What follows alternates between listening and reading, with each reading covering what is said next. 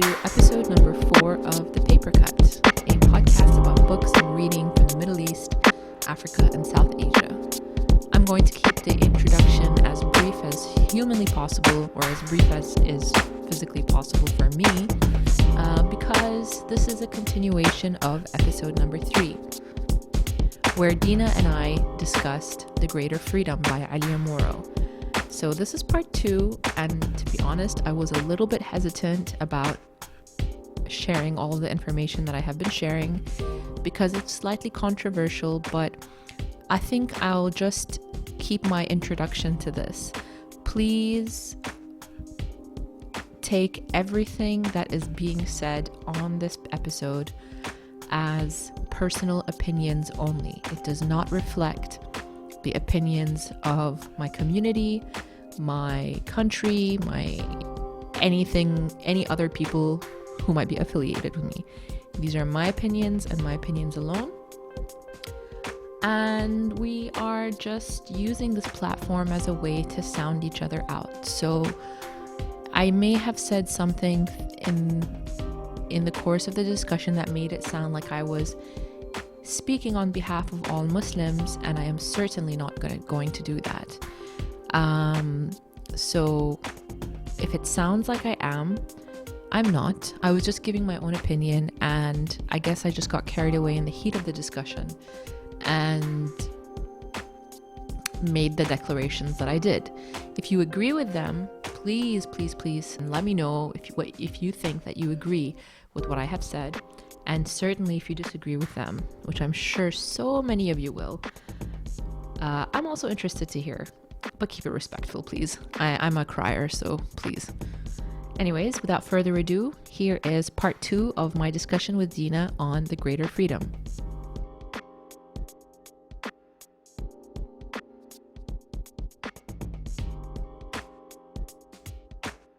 Someone is always going to disagree with you. That's the thing. Yeah. You know, like if you decide to dress modestly, a great example of that conflict is, do you know there's this blogger called Alya? Yeah. Who recently took off her hijab. Yeah. And she had an interview with another blogger, and Alya was anxious about the fact that she's always going to be known as, first of all, that she's always going to be known for that reason only, that was perceived as a hijabi and then took off her hijab, but she never called herself a hijabi. That's number 1. But number 2 was when she wore the scarf on her head, even though it wasn't a proper hijab, she always would have comments from people saying, you're not wearing the hijab properly. If you're not going to wear it, you might as well not wear it at all. And then she took it off, and then people were like, oh, inti kafra, you know, how dare you, don't you fear God, blah, blah, blah. And it's like, you're never going to win. You know, she tried to do what looked right, and people still criticized her for it and wasn't good enough. Yeah. And then she tried to do what she wanted to do, and she still got criticized. So you might as well just do what you want. No, it's so true. Yeah. You're always, no one's ever going to be happy with, like, you know, I was thinking this. Even if you look at, like, not marrying a different race and you just look at marrying someone from your own country, even if I were to marry an Omani, someone's still going to comment, oh, you married an Omani from the wrong tribe. You married an Omani that's, you know, got this family or that family. So you're never going to get to the right place. So, yeah, you do just have to kind of accept, really, what do you want to do? And then maybe, I think for me, I always just evaluate the 3 closest people to me. So it's usually my mum and my grandparents. I go, okay, what are their actual opinions? Because at the end of the day, I do rely on them, and they depend on me too. And I do care about their opinion. And so, but then I really shouldn't care about anyone else, because unless they're actually providing something for my life, and it's going to be removed once I do something wrong, then it's almost like, why? Yeah. But yeah, going back to actually Alya, her, and as an English or British hijabi who recently took her scarf off. Her name's Pt.2. She thinks she's half Egyptian, half English. And I don't mind all of these hijabis taking off their scarves. Like, it doesn't bother me. And they all start with this thing that they're a modest blogger. But what I don't understand is why you wanted it on in the first place, and then why suddenly just randomly want to take it off. I still don't get to that fact. Yeah. Like, if you wore it some days and you don't wear it some days, I get it, because then it's just a state of fashion. But it was almost like they always wanted to wear it. So where did suddenly you decide that you don't want to wear it? Yeah. I know a lot of girls did it when they were much younger, and they thought they were so convinced that this was the right way. You know, they were like 15. I remember actually when a couple of my friends did it at school, and they like three of them did it like all together. You know, they kind of like egged each other on, and like they supported each other through it, and they wore it together. And when they did it, I think that they had a lot of, obviously they had a lot of support. It's one of those decisions that any family member would support, more or less. But when they came to school with a hijab that week, our Islamic teacher gave each of them like a medal, literally like a prize. Oh, wow. For wearing it. Or not a prize, it was like a gift or something. And like there was a big not a huge ceremony, but like there was some form of ceremony to it, like here is your reward for following the right path and all that kind of stuff. And what's interesting is that two of those girls don't wear the hijab anymore. Give me back that. Go back to school. Take back the award. And I totally supported their decision to wear it, and I supported their decision to remove it, because they were just kids when they made that decision. At the time, you think you're so grown up, and you think everything you think is so concrete. The only thing that changes as you grow older is you become less and less sure of what you know. Yeah. But also at the same time, you kind of become more and more sure of what you believe somehow. Yeah, you learn your beliefs. So it's a weird paradox, but like I think that I don't want to like put words in her mouth, but because I know what those girls went through, I feel like I get it. But that's why I never wore the hijab. You know, my family were trying to convince me, and like a lot, of course there's always this pressure to wear a hijab and stuff, and I was like, what if I want to take it off later? It's such a permanent decision. It's like getting a tattoo. That's why I never got a tattoo. You know, what if I want to remove it later? You might get bored later. You just don't know. And the thing is, like, especially when you're younger, you're like, if I think about the things I thought were a great idea 10 years ago, they're definitely not great ideas today.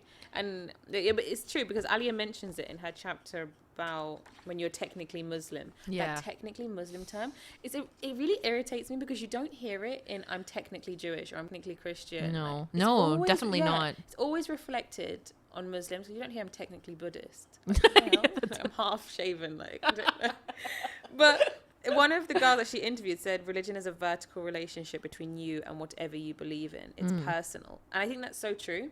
And I came to that conclusion this year. I decided, I wasn't working. I didn't know what the hell I was doing in my life. I think I was having like a midlife crisis at 25. And I was just telling my mum, oh, it's the end of the world. I don't want to know. And I couldn't get my thoughts together. And she was like, go pray. Bearing in mind, my mum does not pray. She prays during Ramadan. I'll give her that. And I was like, why are you telling me to go pray? And the thing is, my grandmother's always shouting it down my throat. So I really don't want to do something when someone's forcing me. My mum was like, no, don't go pray for anyone. She's like, Ramadan is coming up. Why don't you make sure you fast the whole month? You don't have to cover up, but dress respectively. And just pray and fast and do it properly. And I was like, but why? Why should I pray? And she was like, okay, don't think of it as a prayer. Think of it as you're going to meditate. You're going to sit down. And she said, make sure you do your fajr prayer. You sit down in the morning, you know, just do the words that you have to do. Even if you don't understand them properly or you don't believe in them, just do them, get it out of the way. Then sit down there for 5 minutes and just, you know, be great. Like, think about what you're grateful for and think about what you want and use that time and do that 5 times a day. And she said, it's not about actual praying and, you know, you're a Muslim, you need to pray. Yeah, it's not about going through the motions. Yeah, you need to go through those emotions. You need to, I think the whole point of prayer as well is that you're committing to something as well. And the minute I started doing it, everything just started to fall into place, because my own mindset really got it. And then I understood why my mum was telling me to pray. And so then I just continued doing it because I found it something easy and it helped me gather my thoughts. And then that whole Ramadan, I was like, okay, I decided, it's like, let me actually read the Quran bit by bit. So I created a WhatsApp group. The WhatsApp group's actually called Born Sinners.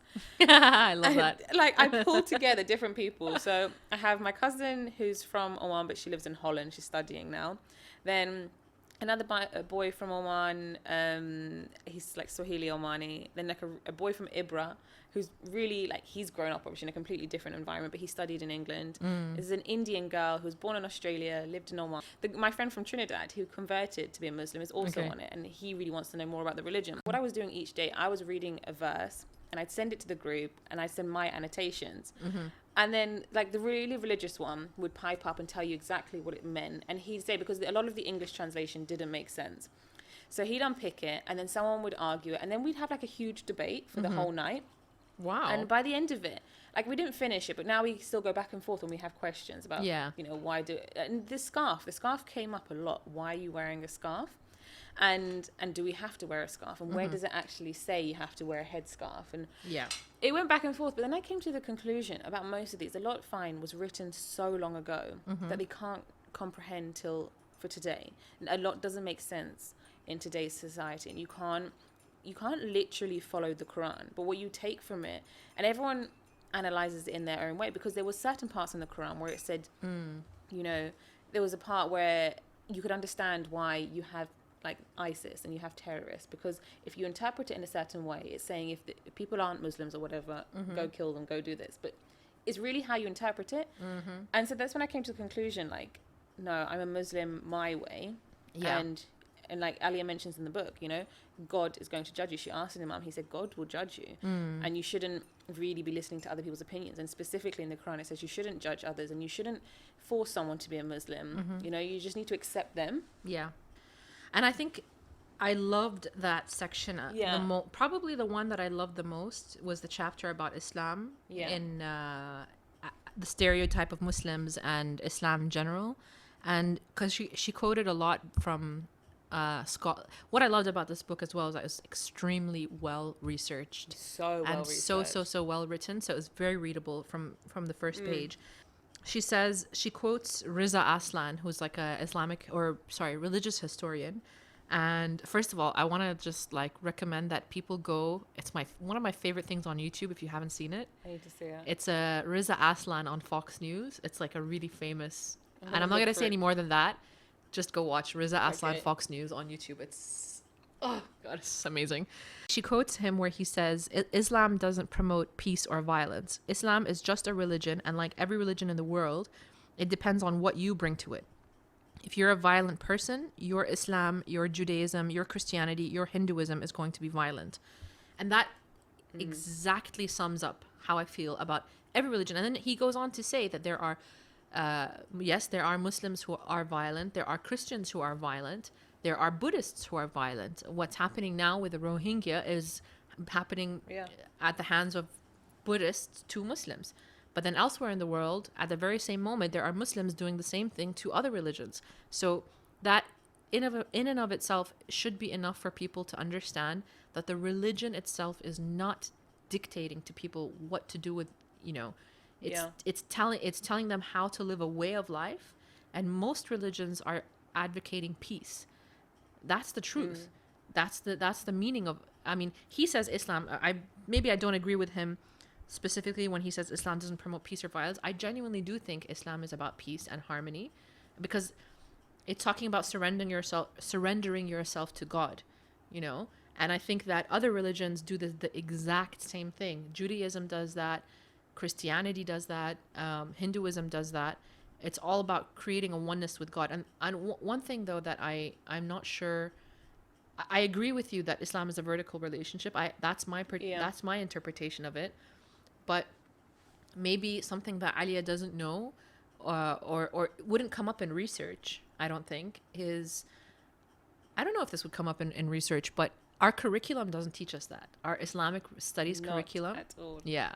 Our curriculum teaches us that when I remember specifically learning, like we had a session in our Islamic class about Islam is 3 components. It's your relationship with God as number 1. Number 2 is your relationship with yourself. And number 3 is your relationship with the society around you. So built into our education system is an idea that you fulfilling your religion, your Islamic duties, is taking care of the community around you. And yes, even that can be interpreted in different ways. But already people have this bias towards thinking that if I want to be a good Muslim, I have to care about other people. And people's interpretation of caring for people can be very different. So we have people in Arab society or in Islamic societies where they call them fa'il khair. Okay, fa'il khair means do-gooder.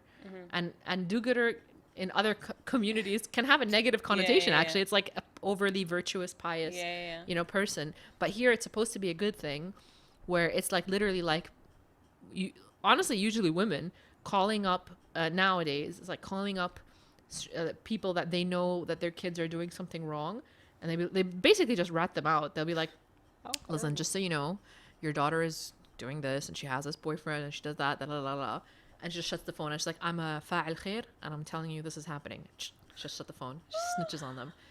And yeah, so this happens, and they think they're doing their job as a Muslim. Yeah.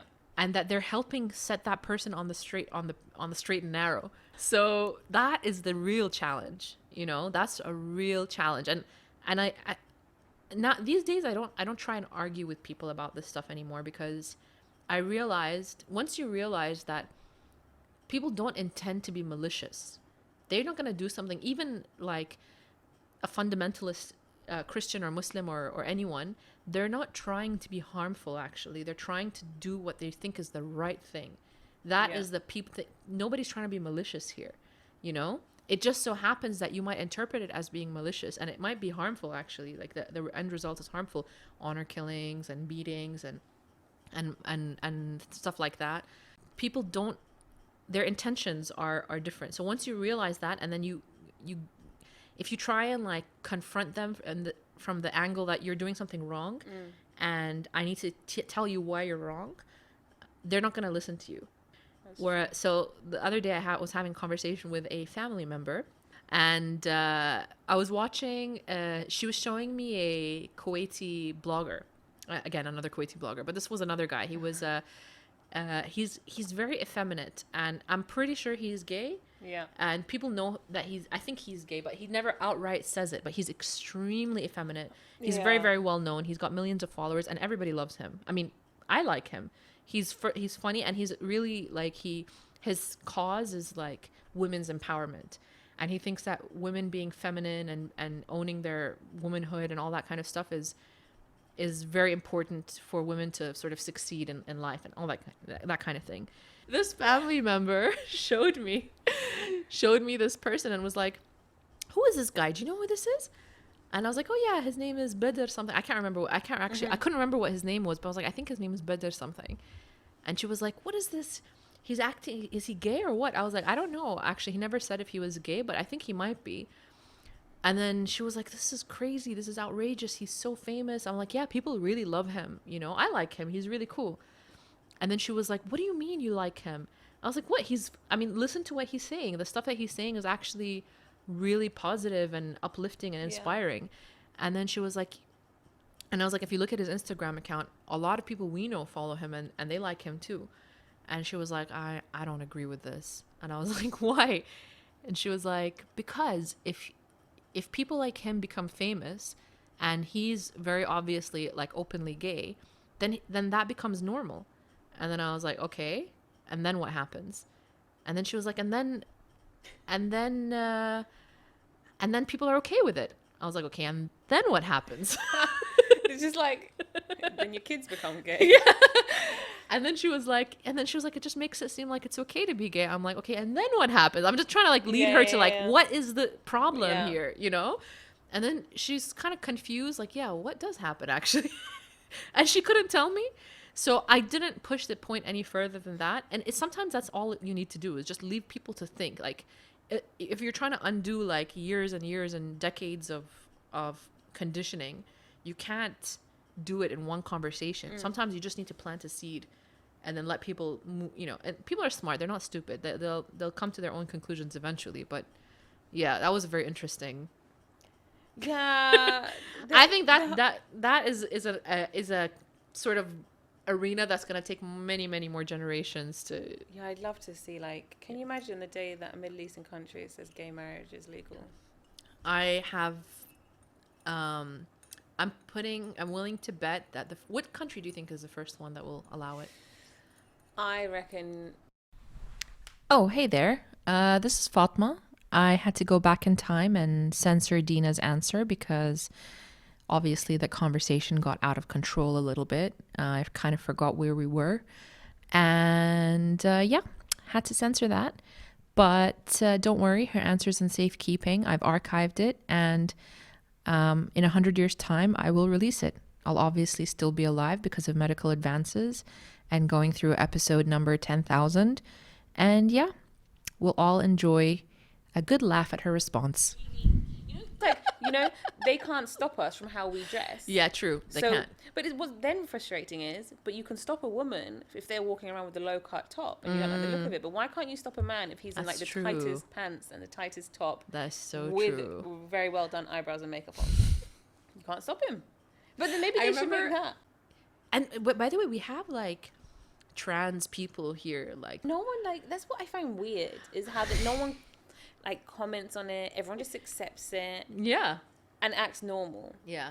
I kind of want to do a social experiment and go out dressed as a Wani man, put on a dish dasher, like just to see and what? Put on like a massage. I just want to see the reaction because I think you'd still be able to tell it's a woman underlying, but I want to see how men will react and how women will react. Because if we see a gay person and we can tell that they're gay, like how do we react to that? Do we ignore them? Do we stare at them? Do we point at them? So what if they saw a woman doing it the other way around? So I had a really interesting interaction once. Last year I was doing Souq al-Sabt. Yeah. So Souq al-Sabt is like a Saturday market that happens every winter season. And I was participating. I was a vendor and I had a charity stall. And I was raising money for Yemen. And anyway, the first day I was like really anxious and my mom came to help me. And my mom is very traditional and very conservative. But, I mean, she lived all over the world. She lived in New York. She lived in France. She lived in Vienna and traveled all over the place. But at her core, she's, like, very conservative. Yeah. This couple came to our table, and they were European. And it was very obvious that one of the couple was trans. And I'm not sure which way it was, if it was a male transitioning to female or the other way around. I'm not sure. So they came to our table and they were like looking at our stuff and whatever. And then they picked a couple of things and they went, and it was like one of our first sales of the day. And I was like really confused because I had like a bit of a like moment of like cognitive dissonance. So I was looking, I was like, am I in Oman for me to be seeing this something so openly here? And did I just see that, or what was happening, you know? So I looked over to my mom and I was like, Mom, was that a man or a woman? Who I didn't understand. And then my mom looked at me and she was like, man, woman, cat, dog, who cares? They bought something. See, and that's how we should all be. Like, why do you care? Exactly. And I was like, and that shocked me even more. And I was like, my mom is telling me, and my mom is the one who would be normally have like some kind of bias against. I was like, okay, maybe I should be more like my mom in this case. Like, why do I care? I feel like Muslims have more problems with gays or lesbians than they do with trans. I don't know. They why. do actually. Yeah. I think it's because No, because even I've had people tell me that like trans, like some people, a lot of Muslims and believe that trans people, they're more willing to accept the idea that a trans person is born that way and it's in their nature to be that way, but they're not willing to accept the idea that a gay person is gay because they're born that way. That's so weird. Yeah, because and there's actually interestingly enough, there is a court ruling in Abu Dhabi which approved a sex change operation. Oh wow. Yeah, for I can't remember which way the operation went. I think it was female to male or male to female. Oh, wow. And there has been a fatwa in Egypt, out of an Egypt Al Azhar University or mosque, where they basically said it wasn't like 100% that they are on board with the idea, but more or less that it's not as black and white as people think, basically, in the Islamic world. Like, people always imagine that the Muslim world is very unaccepting of this, but if you look at scholarly like sources, and in Iran as well, there was a fatwa that says that basically, not, I don't want to say condoning, but saying that a trans a person identifying as like born as a female and identifying as male can be acceptable in some circumstances. I find that so odd. Yeah. And this was in the 80s. It's not even like recently. Oh, I don't. Isn't that down to like haven't they? Because they've done studies, like psychological studies that show that people can be born into the wrong body, like the mind. Yeah. But then I just don't get how that works. It doesn't work if you're like gay. That's the thing. Like, why do you make that? Can you make that leap, but you can't make that leap? Yeah. It doesn't make sense to me. And I think it just goes down to biology. Isn't that also like if you look at it from a religious perspective? In the Quran, it says you can't be gay, but there's nothing in the Quran to say you can't change to be a man or a woman. So my thing with that whole gay thing, I don't know the exact wording is in the Quran, but I think I remember it says something about how a man cannot be with a man, but it doesn't say about a woman cannot be with a woman. I can't remember the exact wording, so I was like, so what? Muslims can be lesbians. I just can't be gay. I think I just pulled it up in a mosque. I love going so I never go to the mosque, but once in a while in the mosque in like my hometown, they have these like sessions on a Friday where like the imam comes and you can question him. And I always try and find out when he's coming. And some of the girls I know from the mosque don't like it when I come. Because you ask them hard questions. I ask such hard questions. And you can hear the guy shaking. Because I will keep digging and digging. And no one goes that far. But he asks for it. Ask me any question. Yeah. Hit me with it. And that was one he couldn't answer. That's his job, man. Yeah, that one I remember about the gay thing was, well, no. I mean, if they say it one way, they mean it for the other way too. I said, no, it's not specifically saying it in there. And everything you show me in the Quran is detailed. So unless you want me to be vertical on this. Yeah, exactly. Yeah. Oh, well, I've never really looked at though I know that basically the main reference to homosexuality in the Quran is through Qawm Lut, which is like Lot. Lot was a prophet, and where he was like sent, there was a lot of homosexuality.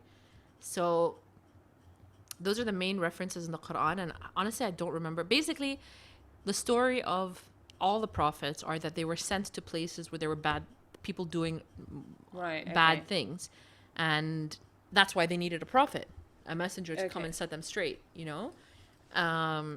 But there is some debate, I think, about whether or not it was the homosexual acts that were bad, that were the thing that he was being sent to fix. Yeah. You know what I mean? True. Again, it's just a matter of interpretation, I guess.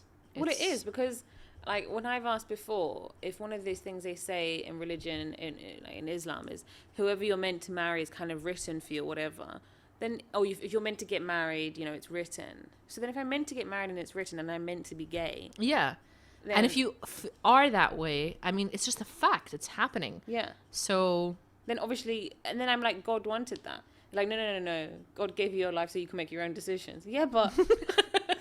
Like, there's always, you go back and forth. Let's not get into it. But. It's true. But that's on the point that Alya mentioned when she was talking about those lesbian girls. And I was actually speaking to this girl in particular, this Omani that's gay, recently. And I never knew the struggle she had when she was younger. I do remember her going through the struggles when she was younger because her sister came out first. And then she was trying to uphold this thing. Okay, no, I'm going to try. I'm going to do it for my mum because her mum only had 2 girls. And my whole thing, even when I was younger, is how are you going to give your mum grandchildren? But, so she really tried for a long time, and then she was only telling me recently how she really struggled with her mental health because she just couldn't force herself to be with the guy. She just didn't like anything about it. But and the thing is, actually, she's a bit like me. She wants to live in Oman.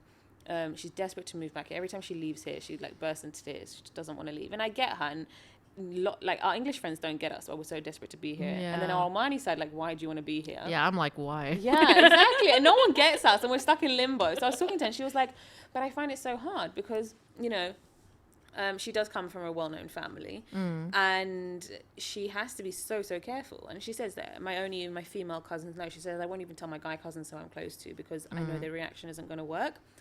And obviously her parents know. And I kind of said to her, I said, well, you kind of have the easy option because if you're seen everywhere with a girl here, you're going to look better than me if I was seen everywhere with a boy here. No one would ever say anything. No one would ever know. I said, you could live with the girl and no one would say anything because, you know, there's no rule to say 2 girls can't live together. But you can't be open about it. You just can't. That's it. And I said, so the only thing you have to hide is that you can't sit there kissing each other in public. I said, you could probably hold hands in public. I mean, if 2 girls, no one's going to say anything. but the rest you need to keep private. She's like, yeah, but I want to marry her. I was like, well, and then like if she wants to have a baby, then she won't be able to do it. And I always said like, and then it depends if she stays on her British passport. You know, That's really complicated. So she's a really complicated situation because she's really hating her life in England at the moment. She's so depressed and she's ready to give it all in. She's got a girlfriend at the moment, but she's so desperate to be in Oman. So she kind of has to make the decision. So that's what I was saying. Like, there are people whose choices in life are, or the path that they want to go down in life are actually contrary to what their society says. So like I said, my lifestyle is not contrary. I like to read, you know, and my profession is not something that's causing a lot of like it's not causing any difficulty for people to accept. So I don't have to face any issues, but there are people who want to live this life. Like they are gay and they want to be married and living in Oman at the same time. Yeah. That person is going to have to be like a pioneer. If that ever becomes like a possibility. I honestly don't see it because it is a crime. I'm just saying the law says it's a crime, not me. That's okay. The law. Yeah, so technically, even if she were to publicly have a wedding and everything, you can't. She wouldn't even be able to have a wedding. No, it's literally legally not allowed. And it's not that it's not allowed; it's a crime. Yeah, and you just can't change it because for you, in order to change that and to live that freely, you'd have to change your whole entire, almost religion. Like there are. Like, let's look at the U.S. as an example. Their civil rights movement for gay rights went through decades before, and people died. People got like physically abused. People, you know, went through all that kind of struggle to be able to get to the point of where they are now. So you'd have to replicate that whole, you know, process, struggle, and everything all over again in other places. And I guess the world is becoming more and more tolerant as time goes on. More countries are accepting this. As it stands, there are, I don't know how many, 20 or so countries that legalized gay marriage. It's got a lot better. And it's happened in a relatively short space of time. But then, okay, what would happen if she got married in England, came to live here with her wife, and then while she was in England, she decided to get a sperm donor, and she was pregnant when she came here. Then can she live here? But she'd have to live here on her British passport. Yeah, but the problem is that child could technically still be considered an illegitimate child and would face a lot of challenges. Talking about like illegitimate children, there's actually, I read it online, I was actually reading about, I think the like Islamic law or whatever. If a child doesn't, if you're in a Muslim country and the child doesn't have a father or whatever, you don't know, the child is actually known as an alien. Yeah, I found this somewhere online. What? So even because there's really rare circumstances, like in Oman, where a woman's been raped, or you know, and they don't know who they don't know where the father's gone, and she has that baby. The child is known as an alien and doesn't belong anywhere. What the hell? Not even to the mom? No, because it's like the mom can have it, but the baby's never gonna have a passport. Doesn't get a surname. It's literally, and that's what they call it. They call it an alien. Like, can you? That is so messed up. They're from out of this world. So going from that to legalizing gay marriage, as you can see, it'd be extremely but then like the baby would be, because fine, okay, she's pregnant, she moves to Oman, she gives birth to the baby. If she's on a British passport, that's a different story. If she stays on a British passport, that's a whole different story. But having the baby here, no way. Giving birth to the baby here, no. Even if she was on the British passport. Because I've known people who have had British passports, were not married, but were having a baby and had to quickly go and get married. They had to present the marriage certificate so that they could get the birth certificate. They would not get a birth certificate for their kid without one. So what if they presented a marriage certificate from England that said it was 2 women? Can you imagine that scenario? Can you just imagine the person at the hospital has to issue that birth certificate? I mean, you face difficulty having an Omani name and having a British passport. Yeah, I know. That was difficult enough for you at the border with the police. Can you imagine? It's so, no, it's just, at this stage, it's just laughable. Yeah, no, all of it is. Right now it's just laughable. It's not funny for people who actually have to go through it. I can appreciate that girl is really struggling. Yeah, because but it's conceptually we're so far away from it that it's not even. Yeah. Can't even go there. It's not even worth it. Like, even if you get past the legal fact, I think her biggest scenario is her family. Yeah. And like where her parents accept it, her grandmother doesn't know. And I mean, this girl's got tattoos and everything. And I remember for a while they used to tell their grandmother that they were henna. I was like, come on. How long is it gonna last? Yeah, like, and how good do you think this henna is? Every time she puts on the henna, it looks exactly the same. Yeah. So I think her grandma just turns a blind eye. But then, like, you know, it's like her grandma's sisters and brothers. But they all know. It's like they all know, just no one's going to say. And it's like, oh, like, live your life, but then you can't. Yeah, I'm glad I'm not in that situation. Yeah, so normally people just get around living outside of the stereotypes or living outside of the confines of society by literally physically living away. Yeah. That's the only way they can get away with living the life that they want. But to bring that back here, maybe sometimes I feel like people don't really, they have a idealized image of what living back home is going to be like, you know? There are benefits to it. There's the comfort and safety of being around like your community and having everyone understand you, and you don't have to constantly like, funnily enough, no one, even though we're in Oman, which is surrounded by places where there are wars happening, I feel safe all the time. I never feel like I'm under threat, but when I go to the UK, I do feel unsafe. Oh, really? Yeah, because true. It is a target for terrorist attacks, you know?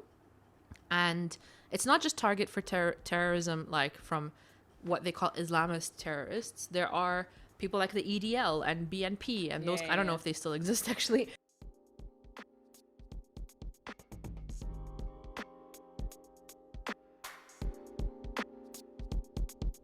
So Alya is pretty cool. I liked her a lot.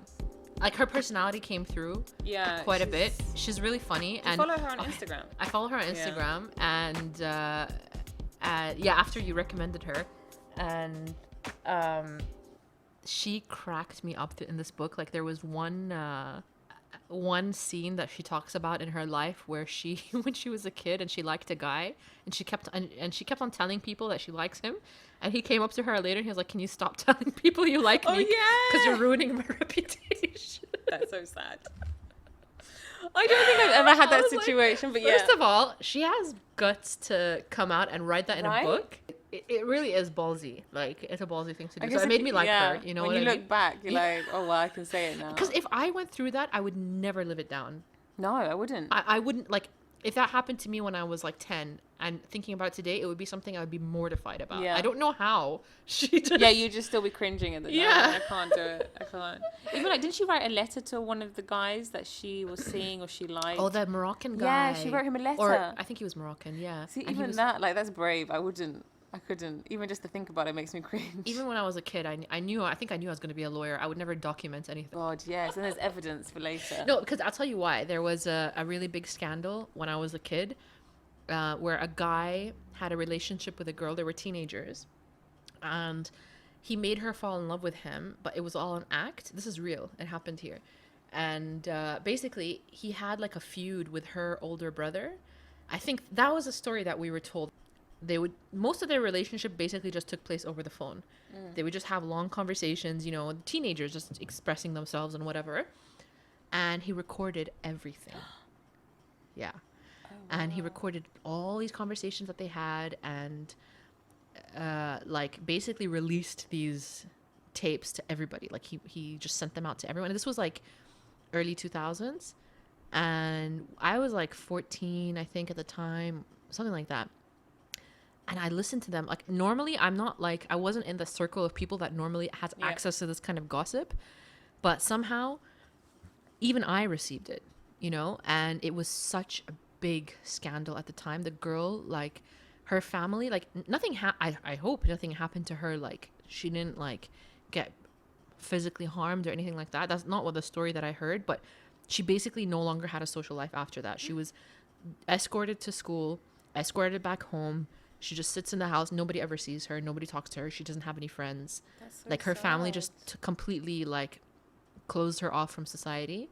And like, other than that, like, people at school would call her names, and like they just totally the annoying thing was nothing happened to him. The guy, nobody ever said what happened to him. Like, I don't know. I don't remember him facing any consequences, and it's so messed up. But that scarred me, like, as a kid. Yeah. Hearing that story, that really, really messed with my head, because I was like, if I ever try to get into a relationship, this might happen. This might all be a ruse to humiliate me.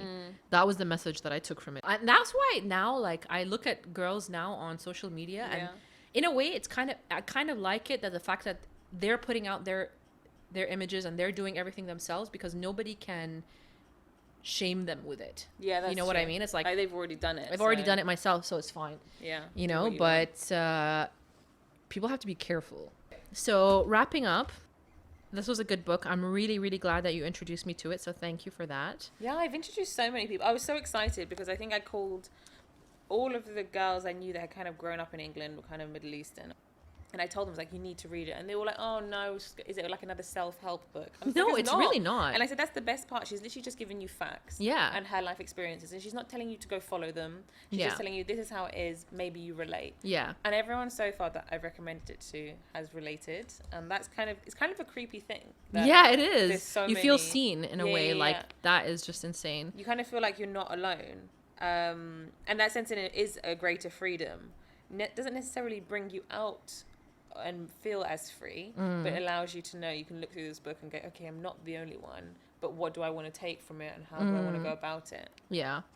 Earlier I was saying, like, does this need a whole, I was trying to play devil's advocate, obviously, but I do think that a book like this needs to be out there, because first of all, she makes a point that everybody has a story and each story is valid, and you can't always go around saying that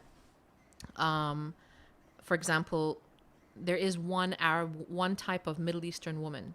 Yeah. And that is X, Y, and Z. And her story has to go this way and that way. Because here is her story. She is a woman who has Middle Eastern heritage, grew up in the UK and all over the place. And this is her particular story. And people need to, like, see that. Even I didn't realize, I didn't realize how much I needed to read this. You know? And I wish I had something like this actually growing up. And she actually makes a reference to that about, I think more again about representation, like how many did this. How many girls wish they had someone like the women that are out there these days from the Middle East, going and achieving things, totally gone, like basically women who have decided for themselves what their life is going to be, whatever that may be.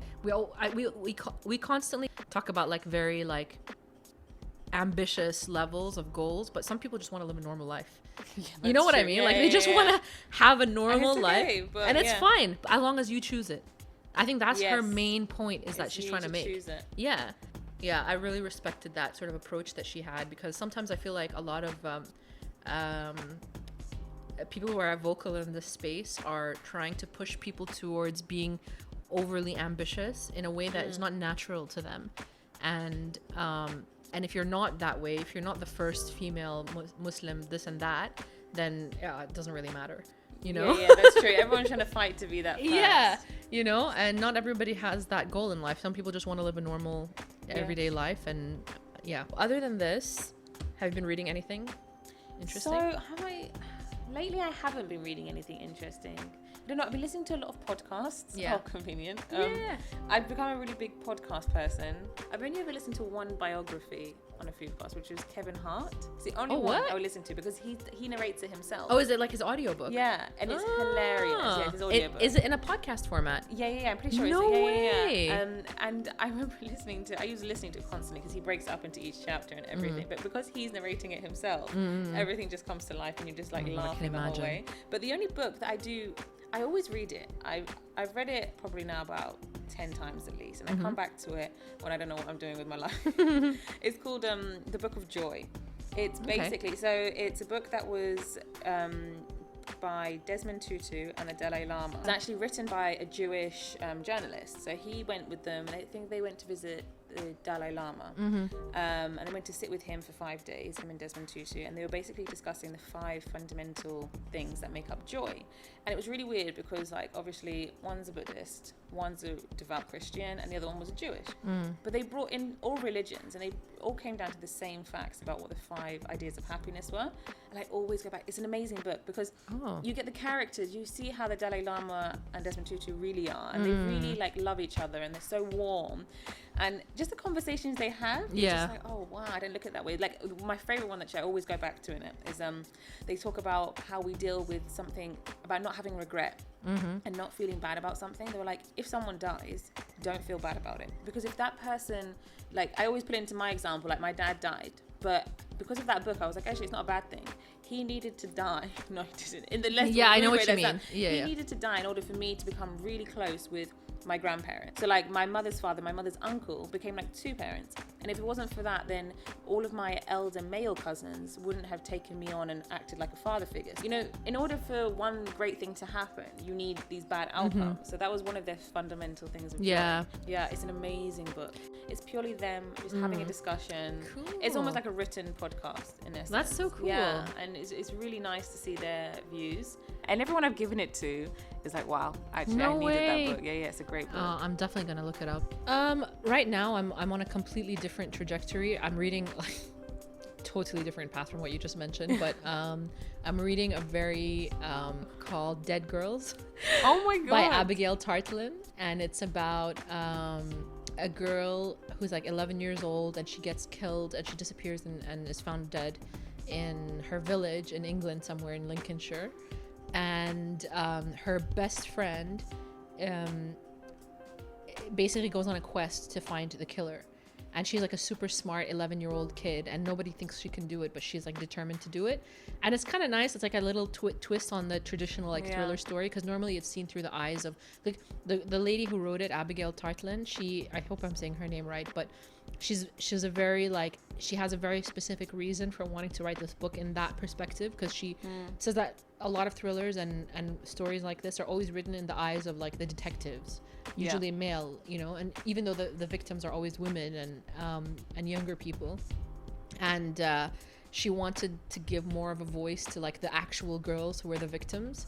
And so I like that kind of aspect of it, but it's so spooky. Like, oh, I don't know if I could get into it. Yeah, I can't do stories. It's one of those books that once you read it, you can't put it down. I had to like psych myself up to open it, because I knew I was getting into a world. You know what I mean? Like, but yeah. So, I wish I could do stories. I can't read stories too much. That's the thing, you think you can, but when you open it, then you get into it. You get into it, and then that's what I remembered when I opened this. It's been a long time since I read a story. Actually, I spent so long reading books like this and other things, and I forgot what it was like to just read a good chunky story. It's true, but stories you don't put down, whereas books like this, you can come back to it later. Yeah, you know, you finish that, you need to absorb what you've just read. Yeah, and like now I'm already like thinking throughout the day. I was like, I need to figure out like a pocket of like a good hour where I can just sit with that book and just read it. Like, I love that feeling. You know what I mean? I don't normally get that with other books. Yeah, it's true. Stories do give you that, because you let your imagination run wild. Yeah. That's a nice thing. But it is spooky, I have to say. It's really scary. You also have a little book out, actually. An ebook. Yeah, I just started them. Yeah. Oh, it's a series. Yes, I'm doing it as a little series. So I've been doing little ones. It was people around me actually that were forcing me into it. Yeah, you should. They were like, Dini, you need to do it, because there are loads of recipes that people really just don't know about. And it's just like, you know, you should offer them as an ebook. Don't just post them. And you need to kind of go against that vibe. So I started doing them because actually I'm trying to collect loads of them together so that I can eventually have just one big book of Omani recipes. Yeah, Omani, and then I want to do one of Zanzibari recipes. So I've got one at the moment that's like Omani inspired desserts. None of them are actually Omani desserts, but they're all using the flavors and things like that. Then I've done one for my kanafolis, my kanafa cannolis, and that's just like a single recipe by itself. I just recently did one of my kabuli that I did, and again, it's another single recipe, but I've noticed people really like that one because I make them really detailed. So it's almost like 4 pages, but just of one recipe. Okay. And lots of pictures and things like that. But I'm trying to compile a list, like lots of them. So I'm putting them online, and then eventually, hopefully, I'll have one big one. Oh, and if people want to get that, where can they go? They can go to dinewithdina.co.uk. Oh my god. For Next you? time we should talk about a food book. Yeah, we and should then actually. do There are that. so many. We should do Yeah. like So many. I don't even know where to begin. I would genuinely do an episode on a cookbook. And I actually love cookbooks have stories. Yeah. That's one of my things. I think I like them when they put a story in them. Yeah. So yeah, I wouldn't mind doing that. Maybe when Yeah. your book comes out. Yeah, hopefully that's the plan. Yeah. It's actually for a publisher. So That's so hopefully I'll crazy. have a nice Almighty cookbook out next year. Oh my god. Send you a copy. I know. You have to We could review do it. like a cooking class.